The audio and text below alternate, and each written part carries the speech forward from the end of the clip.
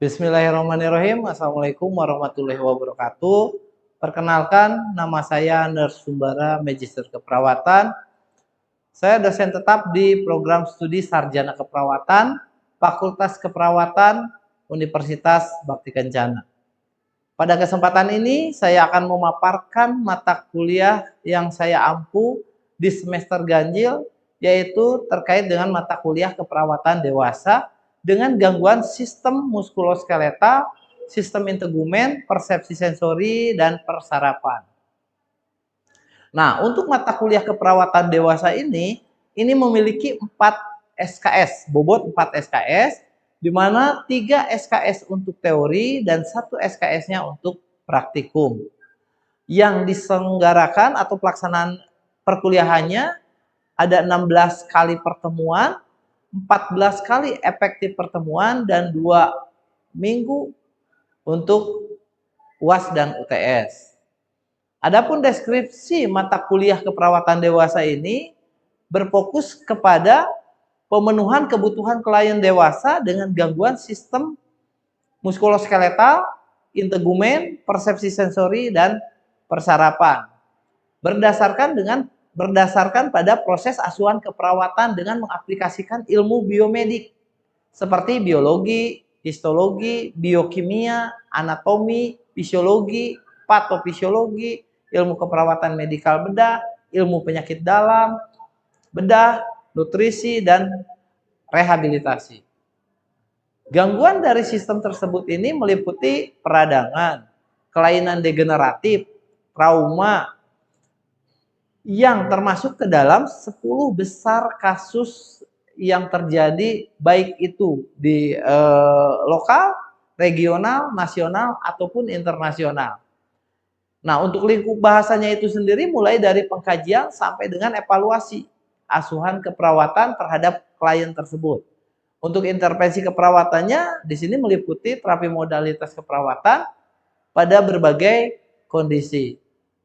Nah, untuk perkuliahannya itu sendiri di keperawatan dewasa ini dilaksanakan dengan menggunakan blended learning, yaitu 2 metode, ya. Satu dengan daring dan yang satu lagi dengan luring. Nah, untuk diskusi interaktif dan studi kasus ini dilakukan secara tatap muka langsung. Artinya kita luring gitu ya, secara tatap muka langsung. Diharapkan ini dapat menilai kemampuan kognitif mahasiswa selama berinteraksi di dalam proses perkuliahan secara langsung, ya. Lalu untuk studi kasus juga sama, itu dilakukan secara langsung, ya, di kelas gitu. Nah, untuk mata kuliah keperawatan dewasa ini tadi selain daring ada juga luring. Nah, untuk daringnya kita menggunakan platform Sepima, di mana dengan platform ini mahasiswa dapat langsung mengakses baik itu materi, lalu presensi, RPS, penugasan, ataupun mereka bisa langsung melihat penilaian dari Sepima. Nah, adapun metode di dalam proses pembelajaran ini menggunakan ceramah tatap muka untuk meningkatkan pemahaman konsep teori. Ada juga SGD, ya, SGD atau sistem group discuss dengan pendekatan menggunakan 7 jam. Di mana metode 7 jam ini kita bagi mahasiswa ini menjadi kelompok-kelompok kecil. Nah, setelah terbagi kelompok-kelompok kecil, mereka diberikan stimulus dalam bentuk kasus, nanti mereka menganalisis permasalahan yang ada di dalam kasus sehingga nanti bisa menghasilkan hasil dari asuhan keperawatan yang ada di dalam kasus tersebut. Lalu metode selanjutnya yaitu terkait dengan praktikum. Nah, untuk praktikum itu dilaksanakan secara luring, tatap muka di laboratorium. Dengan teknik biasanya kita dosennya terlebih dahulu yang melakukan demonstrasi dan mahasiswa memperhatikan, menyimak, dan memahami. Lalu setelah itu mahasiswa juga melakukan praktek mandiri dari apa yang telah mereka lihat dari dosen sebelumnya. Setelah mereka melakukan praktek mandiri, untuk tahap akhirnya evaluasi, yaitu mahasiswa ujian dalam bentuk ujian praktek laboratorium.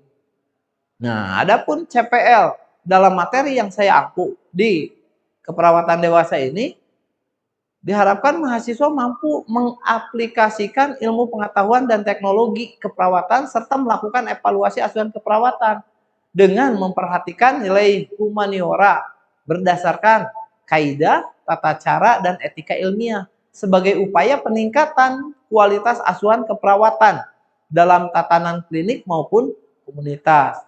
Lalu untuk CPMK-nya itu sendiri, di sini mahasiswa mampu merancang pengelolaan asuhan keperawatan dengan memperhatikan aspek legal etis dan menerapkan fungsi advokasi pada sekelompok klien dengan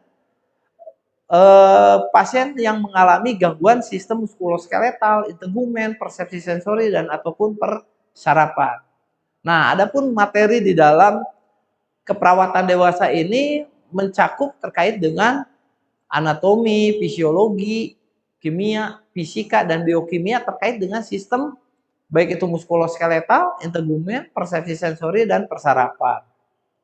Lalu yang berikutnya, konsep penyakit termasuk patologis, patofisiologisnya, farmakologi, dan terapi diet pada gangguan sistem muskuloskeletal, integumen, persepsi sensori, dan persarapan.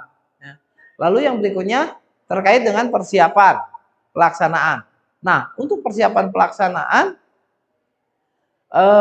dan pasca pemeriksaan diagnostik dan laboratorium pada masalah gangguan di sistem muskuloskeletal, integumen, persepsi sensori, dan persarapan. Lalu yang berikutnya asuhan keperawatan yang dimulai dari proses pengkajian, analisa data, diagnosis keperawatan, intervensi, dan evaluasi. Serta secara komprehensif. Jadi baik itu bio, psiko, sosial maupun spiritual di berbagai sistem, entah itu di sistem muskuloskeletal, integumen, sensori persepsi ataupun dengan persarapannya. Lalu yang berikutnya pendidikan kesehatan dan upaya pencegahan baik itu primer, sekunder, dan tersier pada masalah pasien dengan gangguan di sistem tersebut. Yang berikutnya hasil-hasil penelitian tentang penata laksanaan gangguan sistem muskuloskeletal. Jadi mereka mereview hasil-hasil penelitian. Yang berikutnya terkait dengan manajemen kasus pada gangguan sistem muskuloskeletal, integumen, persepsi sensori, dan persarapan. Yang berikutnya, mereka melakukan intervensi keperawatan yang biasa yang lazim terjadi pada gangguan baik itu di sistem muskuloskeletal, integumen, persepsi sensori, dan persarapan. Nah, untuk selanjutnya, mari kita saksikan video pembelajaran mata kuliah keperawatan dewasa dengan gangguan sistem muskuloskeletal, sistem integumen, sistem persepsi sensori, dan sistem persarapan. Bismillahirrahmanirrahim. Assalamualaikum warahmatullahi wabarakatuh. Waalaikumsalam warahmatullahi wabarakatuh. Oke, apa kabar teman-teman semuanya? Alhamdulillah. Alhamdulillah. Tapi itu pakai emosi juga ya. Oke. Baik ya. Oke, baik teman-teman, selamat bertemu lagi dengan saya di pembelajaran keperawatan dewasa pada klien dengan gangguan sistem integumen, sistem muskuloskeletal, persepsi sensori, dan persarapan.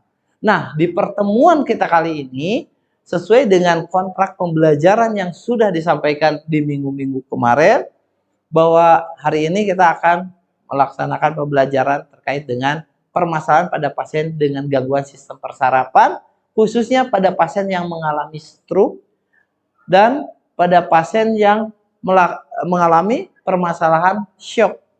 Nah, di sini saya akan ngebahas tentang penata laksanaan pada pasien yang mengalami shock. Ya, pasien yang mengalami shock yang diakibatkan karena stroke gitu ya. Oke. Selama 150 menit ke depan kalian bareng sama saya.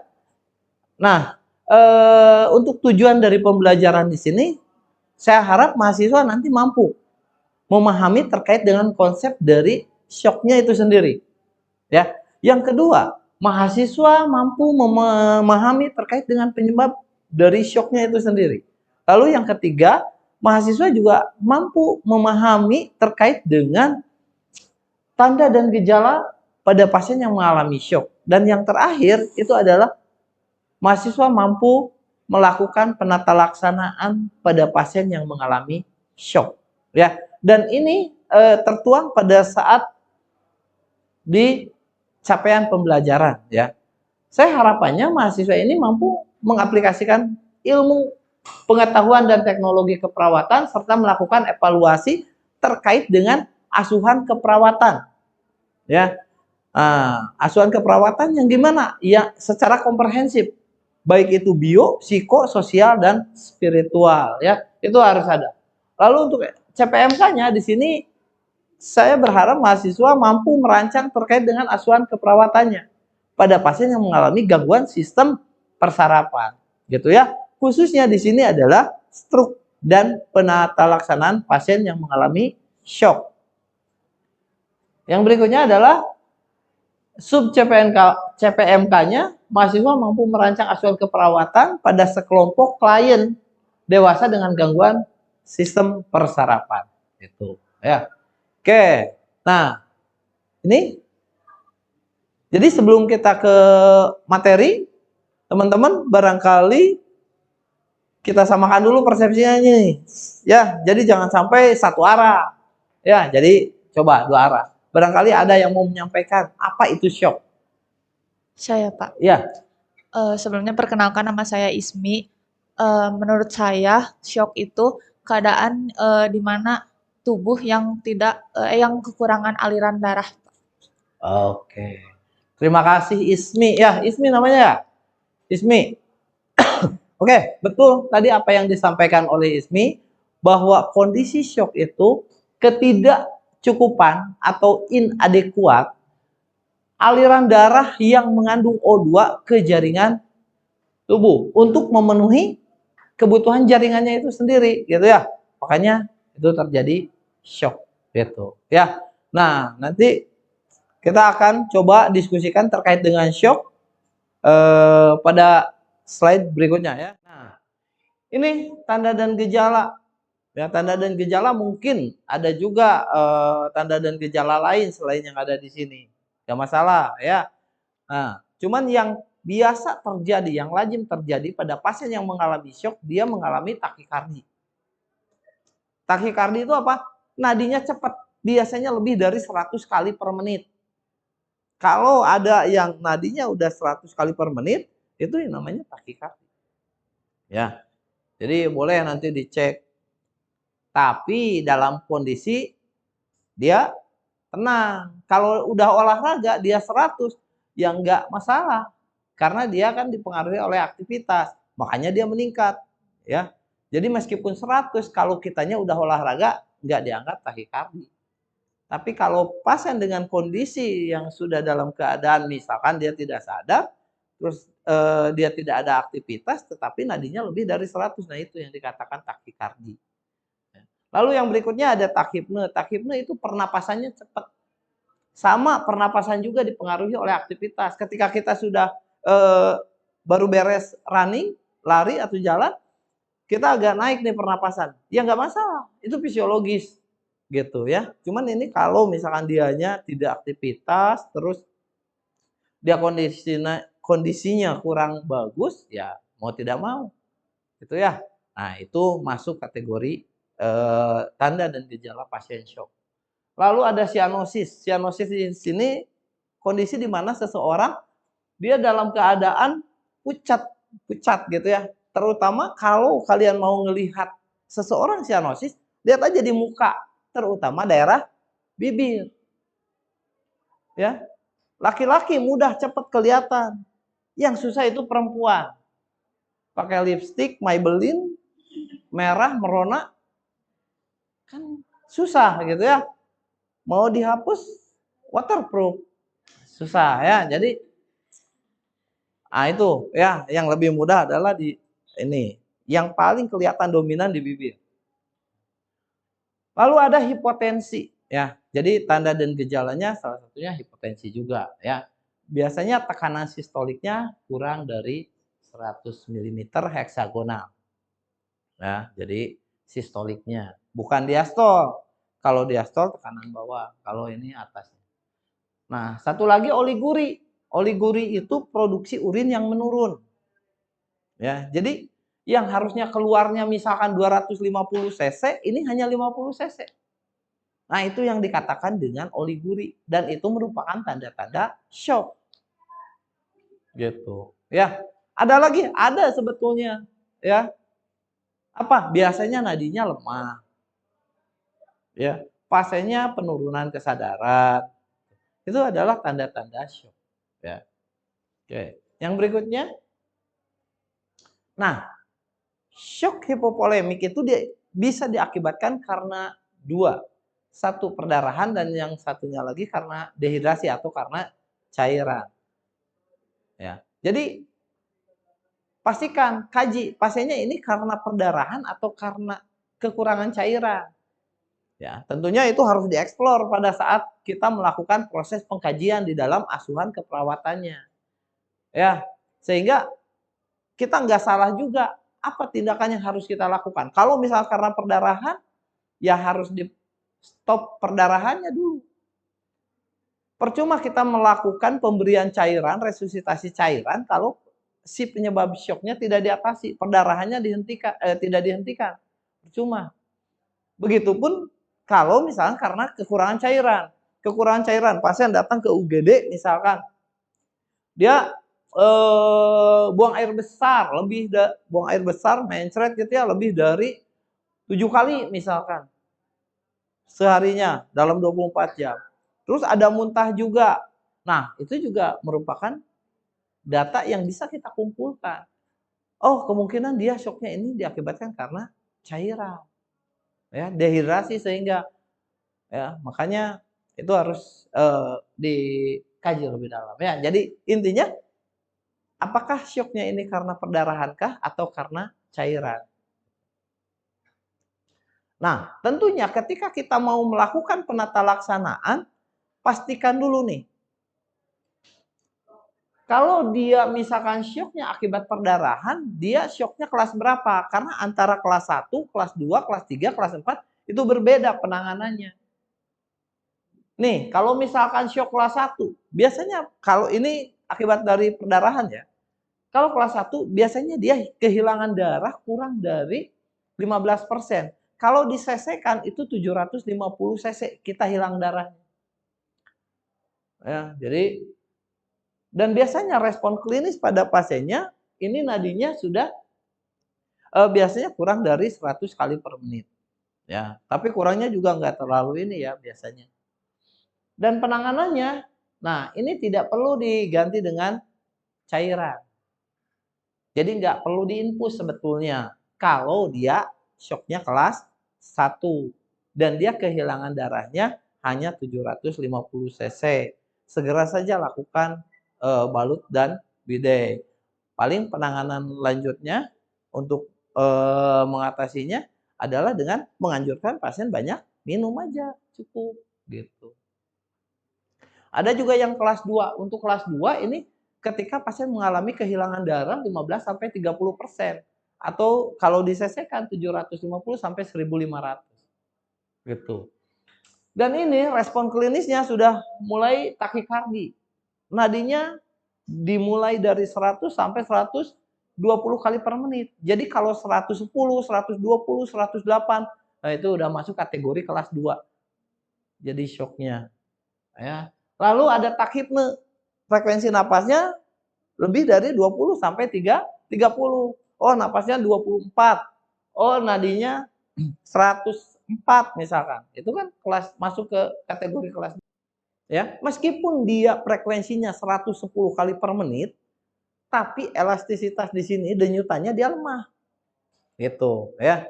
Jadi bukan berarti nadinya cepat, tekanannya juga cepat, enggak gitu, ya. Nah, jadi lemah. Lalu penurunan urin, tadi oliguri ya. Nah, ini penanganannya baru ganti volume cairannya dengan menggunakan infus. Gitu ya. Nah, biasanya cairannya golongan kristaloid. biasanya RL gitu ya, seperti itu. Oke. Pergantiannya 3 kali dari kehilangan. Kalau kita hilangnya 250, berarti 750 itu harus masuk. 3 kali dari kehilangannya. Oke. Yang berikutnya kelas 3. Untuk kelas 3 di sini ketika pasien mengalami kehilangan darahnya 30 sampai 40%. Atau kalau diselesaikan 1.500 sampai 2.000. Ya. Respon klinisnya takikardi. Nah, lebih dari 120 kali per menit. Lebih dari 120 kali per menit. Takhipne, pernapasannya cepatnya, frekuensinya 30 sampai 40 kali per menit. Pasien biasanya sudah mulai bingung akibat dari penurunan kesadaran itu. Ya, bingung, penurunan urin 5 sampai 15 cc per jam. Jadi setiap jamnya dia turun. Penanganannya ganti volume cairannya. Tadi diinfus dan dipersiapkan untuk dilakukan transfusi darah. Nah, untuk kelas 4. Kelas 4 di sini dia kehilangan darah lebih dari 40%. Kalau diselesaikan lebih dari 2000 cc. Takikardi, tapi nadinya lebih dari 140. Misalkan 142 atau 145 gitu ya. Terus takhipne lebih dari 35 kali per menit. Pucat, dingin, perubahan mental. Bingung, lemah, bila hilang volume lebih dari 50%, ini pasien biasanya tidak sadar. Ya, pasien tidak sadar dan biasanya untuk tensinya tekanan sistolik itu sama dengan diastolik. Jadi kalau tekanan sistoliknya 90 sama 90. Gitu ya. Nah, pasien oliguri atau bahkan anuri, tidak keluar urinnya sama sekali gitu. Penanganannya ganti volume dengan cairan kristaloid dan transfusi darah. Makanya kalian nanti kalau menemukan seperti itu di klinik, di gawat darurat, di UGD gitu ya. Ketika penanganannya kita mau memberikan infus, apalagi kita bisa mengidentifikasi, oh ini kelas 4. Kita infusnya harus 2 jalur. Di pena yang berbeda, satu menggunakan infuset, yang satu menggunakan blood set. Kenapa? Karena dia selain diberikan cairan kristaloid, dia juga harus ditransfusi. Jadi kita udah siap dua-duanya. Jangan dua-duanya pakai infuset. Kalau dua-duanya infuset, kasihan. Ketika pasien harus ditransfusi, keluarga pasien harus beli lagi selang transfusi setnya. Tuh, cost-nya tidak efektif. Kasihan pasien. Udah celaka harus banyak beli selang. Kan kasihan, ya, rugi bandar. Nah, kalau ini karena cairan. Cairan ini klasifikasinya ada ringan, ada sedang, ada berat. Yang dikatakan ringan ketika pasien mengalami kehilangan cairan tubuh sekitar 5%. Untuk sedang kehilangan cairannya 10% dan berat itu lebih dari 15%. Ya. Nah, bisa dilihat untuk presentasinya di foto yang ada di sini di gambar slide ya. Nah, itu teman-teman terkait dengan penata laksanaan pada pasien yang mengalami shock. Dan ini silakan kalian bisa cari lebih banyak referensinya. Cuman yang kita gunakan referensi yang ini ya. Nah, ini kebetulan waktu saya melakukan penelitian di rumah sakit yang ada di Kota Bandung terkait dengan responsivitas cairan. Ini sama untuk penanganan shock. Ya. Nah, perlakuannya seperti ini. Ini bisa dijadikan referensi terkait dengan penanganan shock gitu. Ya. Oke. Itu mungkin terkait dengan penata laksanaan pada pasien yang mengalami shock. Selain nanti ditinggikan tungkai kakinya, ya ini menggunakan 45 derajat. Ternyata itu lebih efektif untuk mengejar responsivitas cairan pasien yang mengalami shock. Itu dari hasil riset, hasil penelitian. Ya, jadi sudah ada buku monografnya di perpustakaan, ya, jadi bisa dijadikan referensi ketika teman-teman menemukan kasus shock ataupun stroke, gitu. Ya, oke, sebelum diakhiri saya pengen coba evaluasi, tapi ya kita evaluasi saat ini aja ya, bukan evaluasi nanti UAS UTS, bukan. Oke, Barangkali teman-teman tadi dari hasil penyampaian yang saya sampaikan terkait dengan shock, ada nggak yang mau ditanyakan dulu? Ada nggak? Kalau ada yang mau ditanyakan boleh. Kalau nggak ada, saya pengen coba. Barangkali ada yang tahu apa tanda dan gejala pada pasien yang mengalami shock. Yuk, siapa? Boleh. Siapa namanya? Desti. Desti, apa Des? Tanda dan gejala shock? Kurang keras suaranya, yang keras. Oke, takikardi. Oke, takikardi ya. Yang lain ada lagi? Siapa namanya? Silvi. Oke, Silvi apa Sil? Sianosis. Oke, yang lain? Oh, oliguri, bukan oligoro ya? Oliguri. Gak apa-apa. Oliguri. Ada? Siapa namanya? Sally. Sel, apa Sel? Takhipne. Good. Yang lain? Ya. Hipotensi. Oke, bagus. Keren pada menyimak ya materinya. Kalau penata laksanaannya kira-kira apa aja nih? Yuk, penata laksanaannya. Tadi sempat di spill sama saya untuk penata laksanaannya harus digimanain? Harus di transfusi tungkai kakinya. Nah, tapi untuk transfusi dilihat dulu apa penyebab shocknya dan kelas berapa shocknya ya. Baru ditransfusi. Untuk kelas 4 dan kelas 3 is oke, bener. Tapi kalau untuk kelas 2 enggak mesti harus sampai dilakukan transfusi ya. Tapi kalau untuk kelas 3 dan 4 harus gitu ya. Jadi tinggikan posisi kaki minimal 45 derajat gitu ya. Lalu yang berikutnya adalah segera diberikan cairan kristaloid, gulungan kristaloid. Dan ini cairannya harus dihangatkan, teman-teman. Kenapa harus dihangatkan cairan infusnya? Karena pasien yang mengalami shock biasanya dia pembuluh darahnya dia akan terjadi vasokonstriksi, mengecil. Nah, dengan air hangat infusnya nih RL-nya dihangatkan, diharapkan dia akan terjadi vasodilatasi sehingga melebar si pembuluh darahnya. Sehingga aliran atau ya sirkulasinya akan lebih lancar kalau dihangatkan. Ya, selain itu juga itu bisa mencegah pasien tidak terjadi hipotermi. Oke, terima kasih teman-teman atas atensinya, banyak sekali tadi ya.